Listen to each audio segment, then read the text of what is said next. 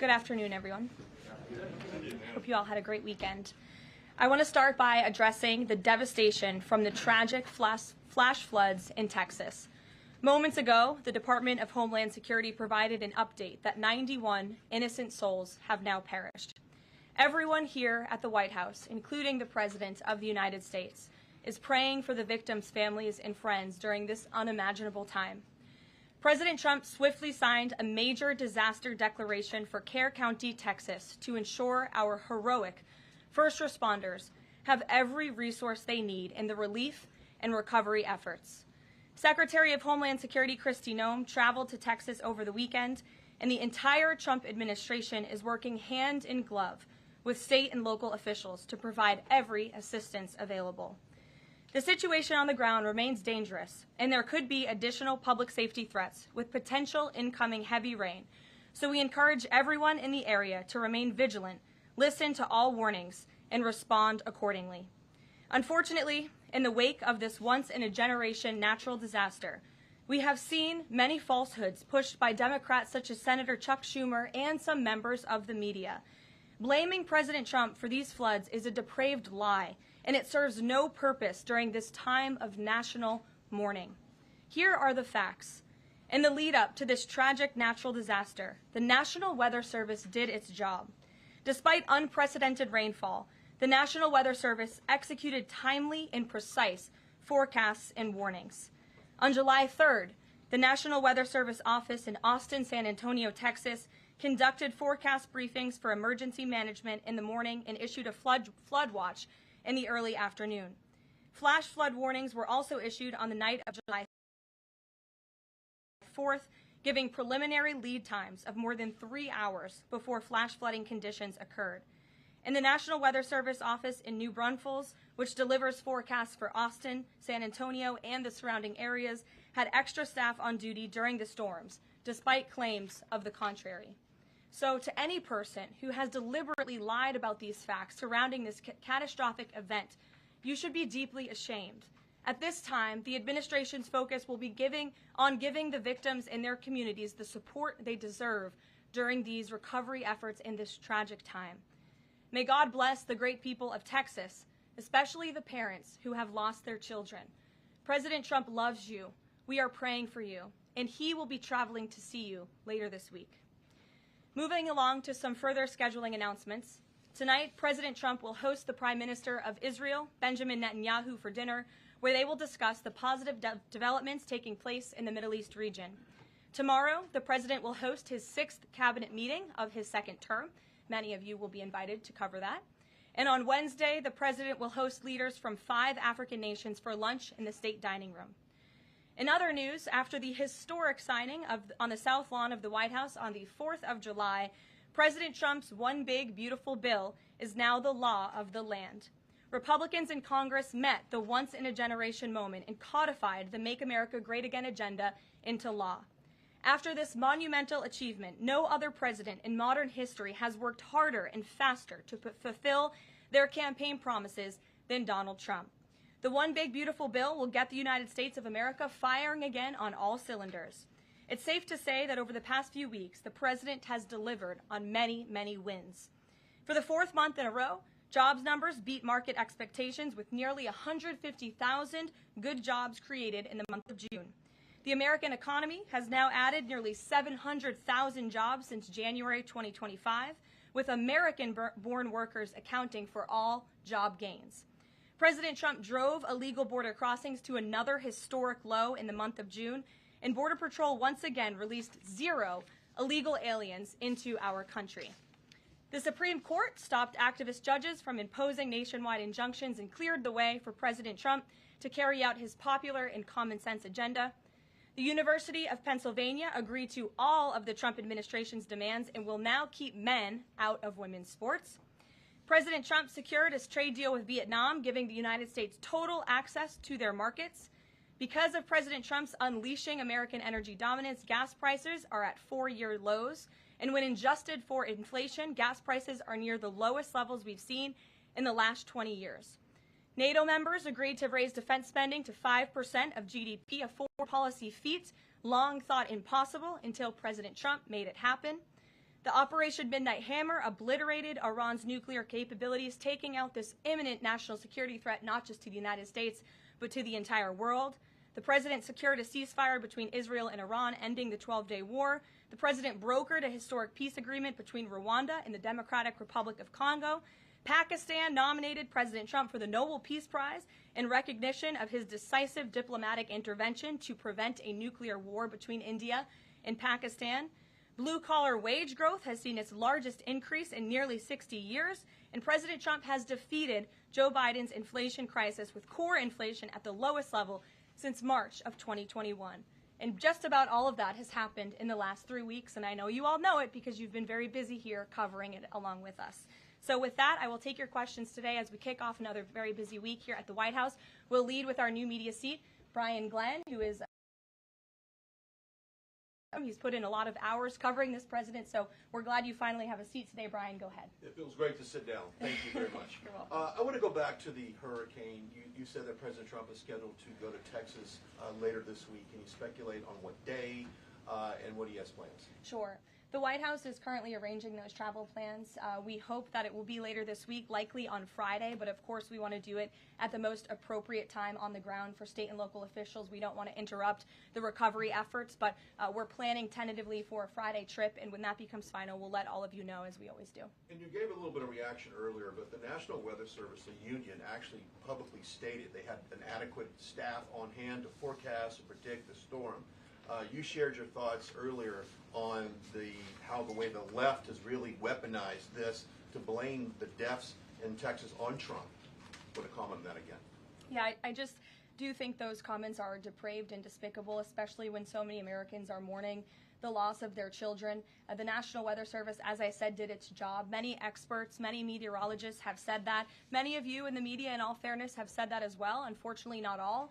And many Democrat elected officials are trying to turn this into a political game, and it is not. This is a national tragedy, and the administration is treating it as such. We know the National Weather Service provided early and consistent warnings. They gave out timely flash flood alerts. There were record-breaking lead times in the lead up to this catastrophe. There is ongoing flood monitoring, and these offices were well staffed. In fact, one of the offices was actually overstaffed. They had more people than they need. So any claim to the contrary is completely false, and it's just sad that people are pushing these lies. Can I just get one more? Sure. Kind of a little bit of breaking news. The Department of Homeland Security is moving to end the TPS status on Honduran and Nicaraguan migrants. Yes. Any plans to adding additional countries that you could be targeting? Just a reaction. Sure. Well, I won't get ahead of the Department of Homeland Security on additional countries, but as you pointed out, they did end temporary protective status for Nicaraguans and Hondurans in this country because TPS, temporary protective status, is temporary by definition. It is not meant to be a permanent path to residency or citizenship here in the United States of America. It was originally granted to Nicaraguans following a natural disaster in 1999. That doesn't sound very temporary to me. And as well as Hondurans in 1999 after the impact of Hurricane Mitch in 1998. And so this administration is doing what it promised to do. And if individuals from these countries want to come here, they have a legal pathway to do it, but temporary protective status was never meant to be permanent. The previous administration abused this status and this parole program, essentially treating it as such, and we're not going to tolerate that any further. Thank you, Brian. Megan. Secretary Leavitt said yesterday that countries will boomerang back to the April 2nd tariff levels starting August 1st. Why did the president decide to have those tariffs not take effect Wednesday as originally scheduled? And then I was also wondering if you could share, obviously we saw the letters the president sent out on Japan and South Korea, but if any other major U.S. trading partners are getting letters today. Sure, yes, I can confirm. In fact, I have those letters. If you could get me the folder with the letters in them, Liz, they're right in the previous office. I have the signed letters that went out to both South Korea and Japan today. And there will be approximately 12 other countries that will receive notifications and letters directly from the President of the United States. And weeks ago, I stood at this podium and I told all of you that the President was going to create tailor-made trade plans for each and every country on this planet. And that's what this administration continues to be focused on. The President will also sign an executive order today delaying the July 9th deadline to August 1st. So the reciprocal tariff rate or these new rates that will be provided in this correspondence to these foreign leaders will be going out the door within the next month, or deals will be made. And those countries continue to negotiate with the United States. We've seen a lot of positive developments in the right direction, but the administration, the president, and his trade team want to cut the best deals for the American people and the American worker. That's what they're focused on. And in the effort of transparency, these letters will continue to be posted to Truth Social, so you can enjoy them yourself. Go ahead. Thanks, Caroline. Just about the visit of Prime Minister Netanyahu today, I was just wondering why that is not open to the press. Previous visits by him, we've had Oval Office press conferences. Does that reflect somehow the kind of sensitivity of this particular visit? No, they're having a private dinner. There's many important matters that are obviously ongoing in the region, as you know. The utmost priority for the president right now in the Middle East is to end the war in Gaza and to return all of the hostages. Also, as you know, there was a ceasefire proposal that Israel supports that was sent to Hamas, and we hope that they will agree to this proposal. We want to see all of the hostages released. That's on the top of the president's mind, so that will be discussed, as well as the many other positive developments we've seen in the Middle East. I want to go back to the trade deals. As you see, we have these beautiful letters that the president has signed. This one is to the President of the Republic of Korea, original signature on that, and these will be mailed. And then here we also have another letter to the Prime Minister of Japan as well. Both countries will be receiving a 25% tariff rate effective on August 1st. Go ahead. Thank you so much. You said it, and the president said it many times. You want to see an end to the war in Gaza. Will he give guarantees during the 60-day period of ceasefire that actually the war will end? Because this is a sticking point with Prime Minister Netanyahu, and I'm wondering if they see eye to eye on this point. And how do you see the next day? What the next day? The president is focused on today, and to get the Hamas to agree to this ceasefire. I don't want to comment on the details of the arrangement out of respect for these negotiations, but a agreeable and appropriate ceasefire proposal has been sent to Hamas. And I can also tell you Special Envoy Witkoff intends to travel to Doha later this week, where he will continue to engage in these discussions. And the Qataris and the Egyptians have been incredibly helpful partners in mediating these negotiations and discussions to bring peace to this region and end this conflict once and for all. Kristen. Two questions. Thank you, Caroline. Sure. The first question is President Trump reconsidering his plan to phase out FEMA, given what officials have said is their critical role on the ground now in Texas? Look, the president wants to ensure American citizens always have what they need during times of need. Whether that assistance comes from states or the federal government, that's a policy discussion that will continue. And the president has always said he wants states to do as much as they can, if not more. And in the case of Texas, the state and local officials are doing a tremendous job. And I know the president, Secretary Noem, and the federal government are very proud to be working with them. And the president has promised to give Texas the assistance that they need during this tragic time. Just one follow-up on cuts overall. Over the weekend, President Trump said that Elon Musk was a train wreck. Are there, given this current viewpoint, are there concerns within the White House or from the president himself over the cuts that happened under Musk while he was advising DOJ, including the National Weather Service? I think I've already addressed that, Kristen, and what I can tell you is that these offices were fully staffed. The San Angelo office was fully staffed with 12 forecast meteorologists. There were no vacancies. The San Antonio office was operating with 11 forecasters.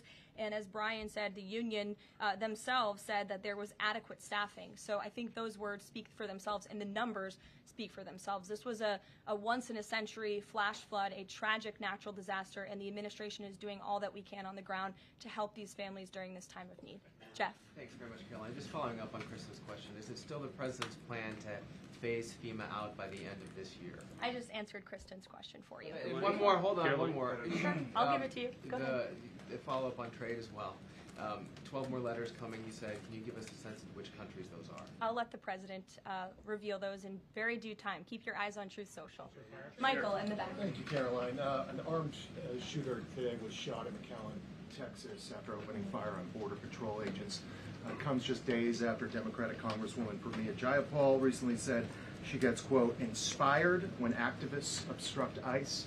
Does the White House expect Democrats to tone down their rhetoric in light of what we saw today in McAllen, Texas? We certainly call on Democrats to tone down their rhetoric against ICE and Border Patrol agents who, again, are everyday men and women. I would encourage AOC and other Democrats to actually meet with the United States Border Patrol. These are honorable Americans who are just simply trying to do their job to enforce the law.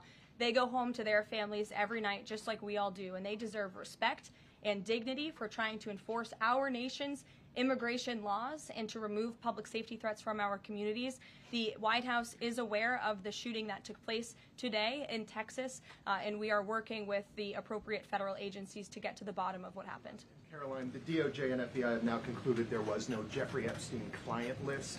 What do you tell MAGA supporters who say they want anyone involved in Jeffrey Epstein's alleged crimes to be held accountable? This administration wants anyone who has ever committed a crime to be held accountable, and I would argue this administration has done more to lock up bad guys than certainly the previous administration. And the Trump administration is committed to truth and to transparency. That's why the Attorney General and the FBI Director pledged at the President's direction to do an exhaustive review of all of the files related to Jeffrey Epstein's crimes and his death. And they put out a memo in conclusion of that review. There was material they did not release because, frankly, it was incredibly graphic and it contained child pornography, which is not something that's appropriate for public consumption. But they committed to an exhaustive investigation. That's what they did, and they provided the results of that. That's transparency. Follow up on that, Sure. Caroline. Okay, so the FBI looks at the circumstances surrounding the death of Jeffrey Epstein. According to the report, this systematic review revealed no incriminating client list. So what happened to the Epstein client list that the Attorney General said she had on her desk? Well, I think if you go back and look at what the Attorney General said in that interview, which was on your network on Fox I've News. got the quote. Go ahead. John Roberts said, DOJ may be releasing the list of Jeffrey Epstein's clients. Will that really happen? And she said, it's sitting on my desk right now to review. Yes, she was What? saying the entirety of all of the paperwork, all of the paper in relation to Jeffrey Epstein's crimes. That's what the Attorney General was referring to, and I'll let her speak for that. But again, when it comes to the FBI and the Department of Justice, they are more than committed to ensuring that bad people are put behind bars. They have an operation going on right now called Summer Heat, which has our murder rate trending in the lowest direction in United States history. Their emphasis on violent crime and locking up violent criminals has led to the arrest of 14,000 violent criminals. That's a 62% increase from the same time period last year. So this Attorney General and the FBI Director are committed to putting bad people behind bars where they belong. They promised an exhaustive review. That's what they did. For any further details, I would refer you to the Department of Justice. Okay. Thanks, Caroline. With Prime Minister Netanyahu visiting the White House today, yesterday the president said that he was working on a more permanent deal with Iran, but several days ago he didn't think one was necessary. What changed? Well, when you asked me about this, or when you all asked me about this several weeks ago, I said the president thought maybe an Iran deal was not necessary, but of course the president is always interested in peace and diplomacy. That remains true, and the administration continues to be in contact, both directly and indirectly, with the Iranians on a deal. And then on tariffs, you're now delaying the deadline from July 9th to August 1st. Is that an acknowledgement that perhaps the administration found it more difficult to negotiate these trade deals, or whatever happened to 90 deals in 90 days? No, it's an acknowledgement that this administration is doing what's best for the American worker, and we want the best deals possible for our workers, for our manufacturing base, for our middle class, and they are doing this deliberately and appropriately on behalf of our country's interests. Josh. A couple more on the tariffs. You said about 12 more letters. There were about 55 or so countries, including the EU as a bloc, that were facing this tariff increase. All of those, to understand you correctly, are now deferred to August 1st, right? Correct. And on the 12, what happens with the remaining, whatever it would be, 40 something? So just 12 today. There will be additional letters in the coming days. So all of them are going to get a letter at some point? Correct. Okay, and can you tell me why he decided to start with South Korea and Japan? Are they annoying him? It's the president's prerogative, and those are the countries he chose. And on the sectoral tariffs, it's our understanding that these continue to be a separate track. We're still waiting on a bunch of them. That's Can you right. give us any timing update on when he's going to move on, for instance, semiconductor tariffs and other things that are still in the hopper? I don't have a timing update, but for where they are in the process, I would defer you to the Department of Commerce. Should we expect deals finally as well? He announced this Vietnam deal. Are you close on any other countries? The president and the administration, yes, we are close. But again, the president wants to ensure these are the best deals possible. And I would add just one more thing on trade and tariffs to wrap it up.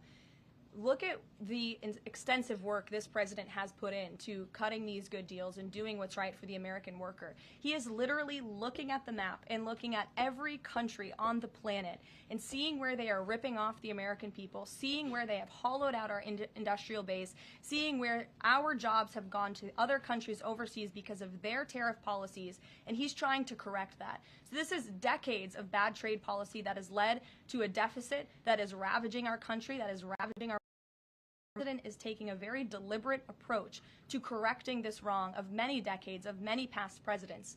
And so I think he should be commended for the time and the effort that he is putting into this. And the fact that he has announced a framework with China, a trade deal with the United Kingdom, a trade deal with Vietnam, and many others to come in just a matter of 6 months is truly historic, and it's a testament to this president and his trade team who are working around the clock to get this done. Sure. Two questions on Iran. What's the permanent deal with Iran looks like for the president, and what issues related to Iran should it cover? And secondly, has the president seen the interview with Iranian president, which he says that the United States president, Mr. Trump, is capable enough to guide the regions toward the peace and a brighter future, and put Israel in its place, or it gets more into conflict? Has the president seen these comments, and what's his reaction to these comments? I'm not sure if he's seen those comments, but certainly I think it's true that the president is the right man for the job to move the direction, this region into the direction of peace and stability for the future. That's what he and his national security team are working on every day, and we've already seen historic achievements in that direction. Go ahead. In the back. Kelly, go ahead. Great. Sure. And then in front of you. A couple questions for you. First, y'all need name tag signs.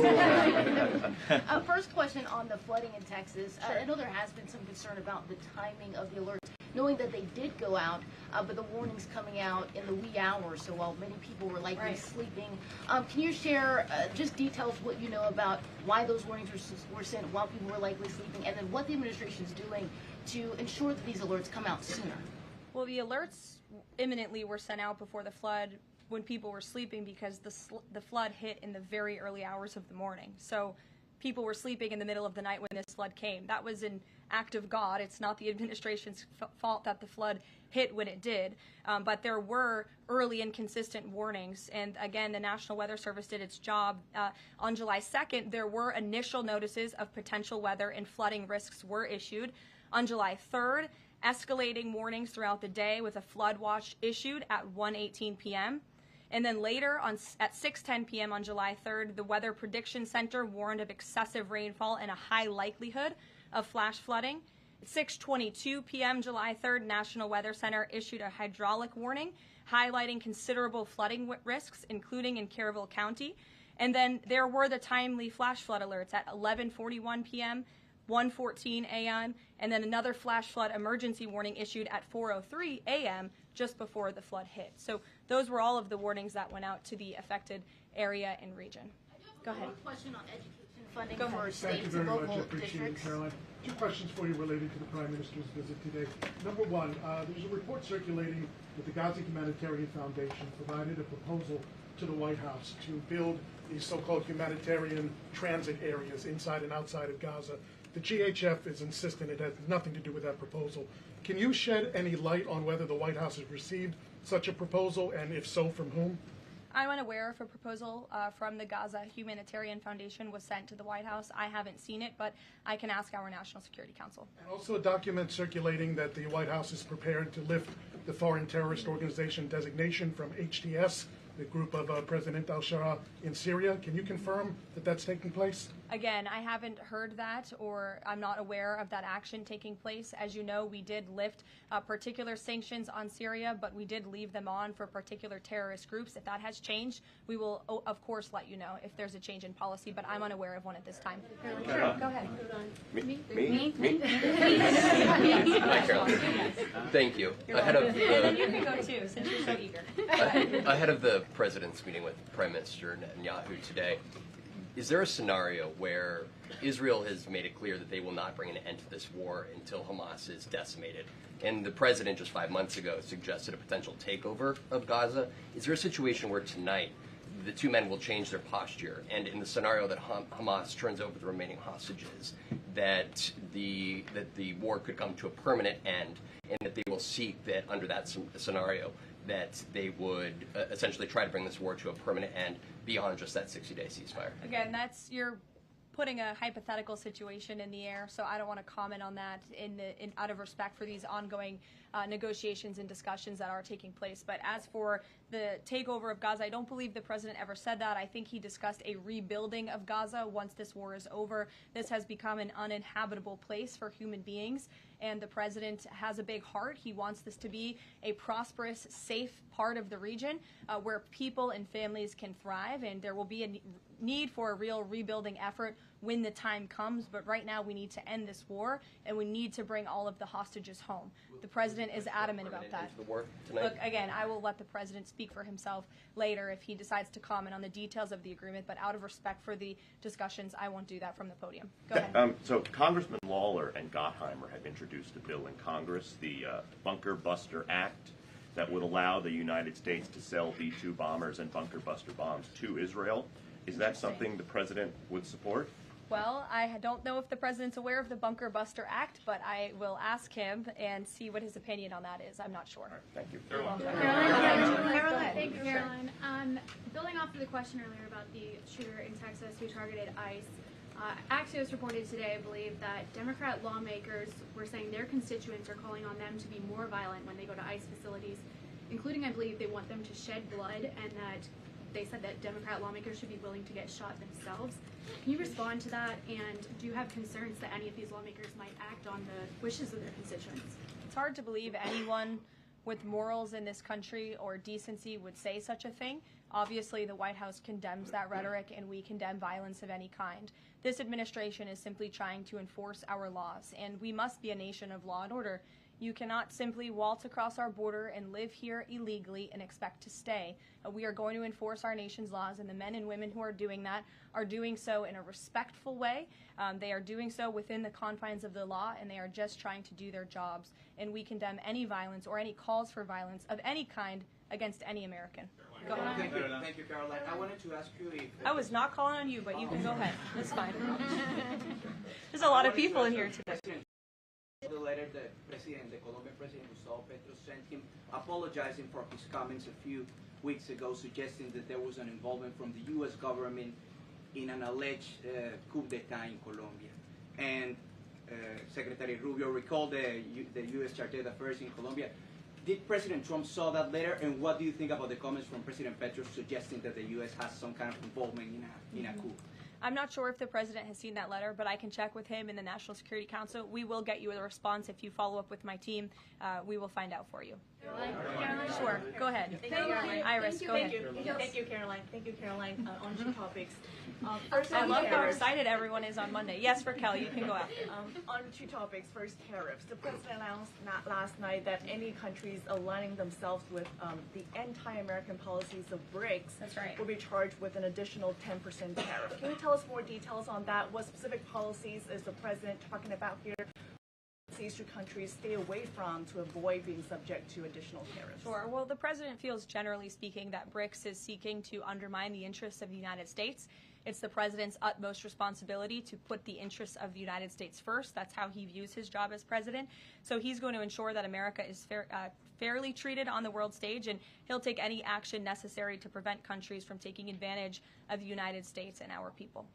Raquel, go ahead. On illegal immigrants, Reuters' Tom Homan told us this morning that ICE will have to arrest 7,000 illegal immigrants every day for the remainder of this administration to just catch the ones that were let in during the last administration. I'm wondering what the new resources and manpower, of course, given by the Big Beautiful Bill, which of course opens the door for ICE to hire additional 10,000 agents and officers. What's the administration's expectations now for daily arrest numbers going forward in the upcoming months? Sure. I'll let the Secretary of Homeland Security and her department speak on what they're looking for in terms of daily numbers. What I can tell you is I receive the daily reports each morning, and ICE is out there doing the jobs that they swore an oath to do, and they are removing public safety threats from our communities every day, and our country is becoming a safer place because of their efforts. And the One Big Beautiful Bill that is now law will give significant resources to ICE and Border Patrol to continue the tremendous work that they are already doing. And I think every American who wants to live